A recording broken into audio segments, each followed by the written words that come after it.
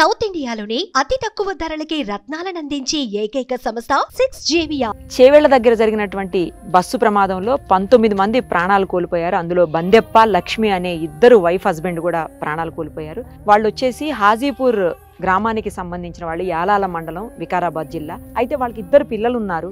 ఆ ఇద్దరు పిల్లలు ఇప్పుడు అనాథలుగా మిగిలిపోయినటువంటి పరిస్థితి. ఒక అమ్మమ్మ, తాత మాత్రమే ఉన్నారు, వాళ్ళకు ఇంకెవరూ లేరు.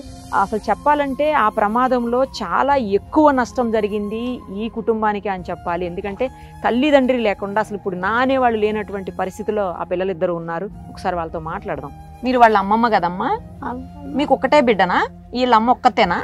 లేదు, ముగ్గురు ఇద్దరు ఉంటారు. ఒక ఆమెకు నోరు లేదు, ఈమె చిన్నది. నా కొడుకు ఎడ్డోడు, నా కొడుకుకి ఏమి తెలియదు.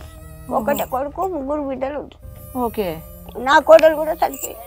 నా పరిస్థితి దగ్గర ఉండదు చాలు.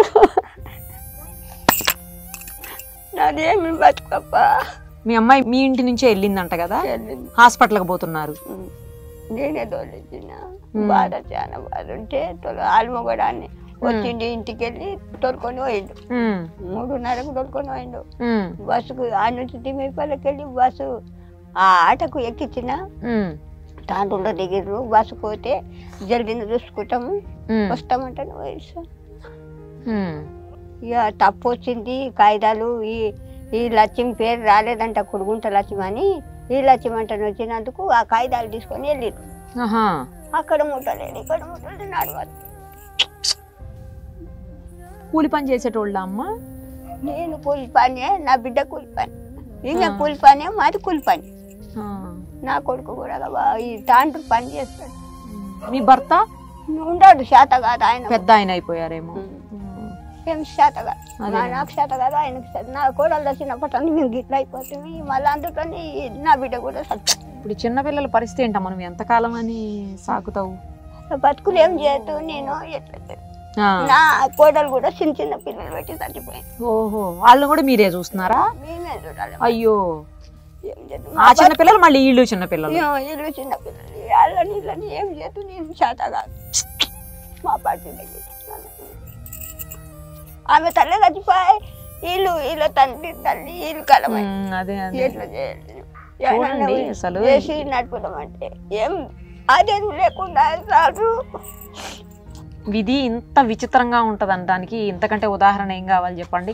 ఆమెకు పక్కన కొడుకు సరిగా లేడు, కోడలు చనిపోయింది, వాళ్ళకి పిల్లలంట, వాళ్ళ చిన్న పిల్లల్ని ఈమె చూసుకోవాలి. మళ్ళీ ఇప్పుడు కూతురు అల్లుడు ఇద్దరు చనిపోయారు. ఆ పిల్ల కూడా ఒక పిల్ల కొద్దిగా పర్వాలేదు, కానీ ఈ అమ్మాయి అయితే మరీ చిన్న పిల్ల, ఈ రెండో పిల్ల. ఏడవకండి మా, ఏడవకండి. ఆమెకి పెద్ద ఆవిడైపోయింది. ఆమె కూడా భర్త ఇంకా పెద్దోళ్ళు అయ్యి ఉంటారు. నేను ఇందాకే చెప్పాను కదా, వాళ్ళు మాత్రం ఏం చూడగలుగుతారు? సో నా అల్లుడు ఈ గొంతుని పేటలు ఉంటాడు. నా అల్లుడు ఒక బిడ్డ నా ఊరికి ఇచ్చిన. ఒక తొలత బిడ్డ నోరు లేదు, ఒక బిడ్డ మోగది. ఈ అమ్మాయి హుషారు ఉండే. ఈ అమ్మాయి ఇట్లా, ఈ అమ్మాయి కొంచెం మంచిగా ఉండేది. చిన్న ఈ అమ్మ ఆఖరి చిన్నది. మా బతుకులు గిట్లున్నాయేమో, ఏం చేస్తాను.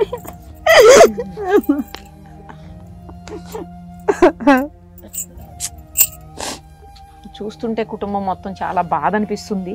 తలా ఇంత సాయం చేసి ఆ కుటుంబాన్ని ఆదుకుందాం. చెప్పండి, మరి అధ్వాన్నంగా ఉన్నట్టుంది వాళ్ళ పరిస్థితి. మొన్న చేవేళ్ళలో జరిగిన యాక్సిడెంట్లో 19 మంది తాండ్రు వాళ్ళే చనిపోవడం జరిగింది. అందులో ఒకటి తాండ్రు మా యాలాల మండలంలో ఎక్కువ చనిపోయారు. ఆ చనిపోయిన దాంట్లో అతి పేదవాళ్ళు అంటే వీళ్ళే.